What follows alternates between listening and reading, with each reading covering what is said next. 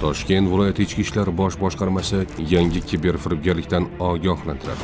So'nggi yillarda onlayn savdo va raqamli to'lovlar aholiga qulayliklar yaratmoqda. Biroq ayrim shaxslar ushbu imkoniyatlardan g'arazli maqsadlarda foydalanib, mashhur savdo platformalari nomidan chiqish orqali fuqarolarni aldashni tizimli faoliyatga, ayrim hollarda esa oilaviy biznes darajasigacha olib chiqqani aniqlanmoqda. Toshkent viloyati ichki ishlar bosh boshqarmasi axborot texnologiyalari sohasidagi jinoyatlarga qarshi kurashish boshqarmasi tomonidan o'tkazilgan navbatdagi tezkor qidiruv tadbiri davomida Chilonzor tumanida joylashgan ko'p qavatli uyning yerto'lasida noqonuniy kol markaz kiberbunker faoliyati fosh etildi. Aniqlanishicha, Andijon viloyatida yashovchi 1994-yilda tug'ilgan Muqaddam jinoyat kodeksining 168-moddasi bilan 2 marotaba sudlangan shaxs va uning sheriklari fuqarolarga qo'ng'iroq qilib, ularni go'yoki Uzum market savdo ilovasining yutuqli o'yini g'olibi bo'lgani haqida yolg'on ma'lumotlar bergan. Telefon bo'ldi menga 98lik kod bilan. Biz Uzum market anaqasidamiz. Sizning anaqangiz, raqamingiz, baxtli raqam anaqasida o'ynalibdi. Sizga 800 minglik limit ajratildi. Limitingiz bor. Xohlagan narsangizni olishingiz mumkin dedi menga. Telegramdan qilishdi. O'rgatdi menga nima qilishni.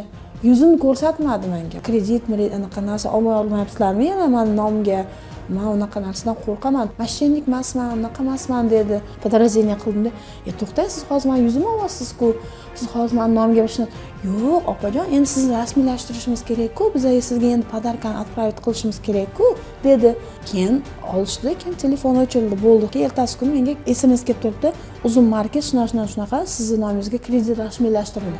Ular shu bilan birga savdo platformasida o'zlarini go'yoki mahsulot yetkazib beruvchi sifatida ro'yxatdan o'tkazgan. Mahsulot yetkazib berishni talab qilgan yoki ustingizdan shikoyat qilaman deya norozilik bildirgan ayrim xaridorlarga ataylab juda arzon, sifatsiz yoki buyurtmaga mutlaqo mos kelmaydigan mahsulotlar yuborgan. 55lik nomerdan 512 necha nomer telefon qilyapti.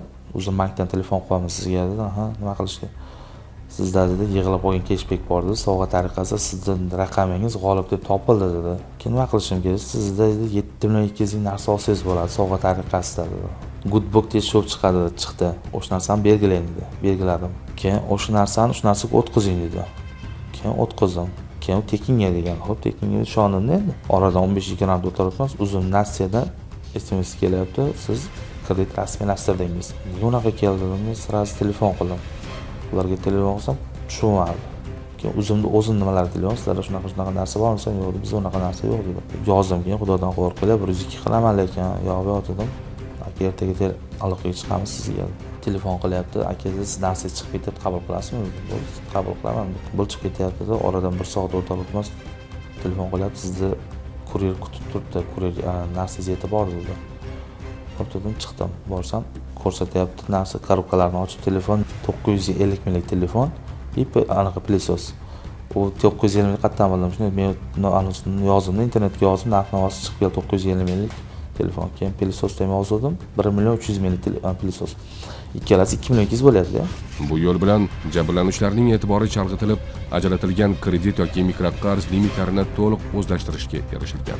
Mablag'lar o'tkazib bo'lingach, ko'p hollarda jabrlanuvchilar bilan aloqa butunlay uzib qo'yilgan.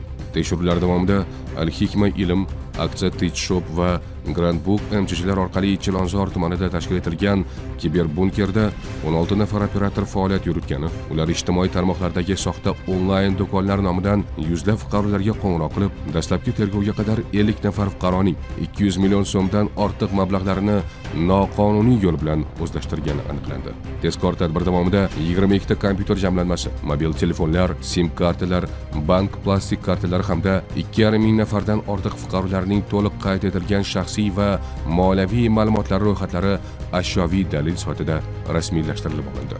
Mazkur holat yuzasidan 50 dan ziyod shaxslarning arizalari bo'yicha O'zbekiston Respublikasi Jinoyat kodeksining 168-moddasi 3-qismi B va G bandlari bilan jinoyat ishlari qo'zg'atilib, hozirda dastlabki tergov harakatlari olib borilmoqda. Jinoyat ishi yuzasidan gumon qilinuvchi tariqasida jalb qilingan bir guruh shaxslarga nisbatan qonun ustuvor jazo muqarrarlik prinsipi asosida huquqiy baho berilishi, shuningdek, jabrlanuvchilarga nisbatan yetkazilgan moddiy zararning qoplanish choralari ko'rilmoqda. Siz yoki yaqinlaringiz Al-Hikma ilm, Aksat Shop yoki Grand Book MCC faoliyati bilan bog'liq firibgarlik holatlaridan jabr ko'rgan bo'lsangiz, Toshkent viloyati Ichki ishlar bosh boshqarmasining 71 kodi bilan 762 21 35, 71 kodi bilan 762 20 24 yoki o'zingizga eng yaqin ichki ishlar organlariga murojaat qilishingiz so'raladi. Shu o'rinda yurtdoshlarimizni yana bir bor ogohlantirib, noma'lum qo'ng'iroqlar, yutuq, limit ajratildi kabi va'dalarga ishonmaslikka, moliyaviy operatsiyalarni faqat rasmiy ilovalar va qonuniy shartnomalar asosida amalga oshirishga chaqiramiz.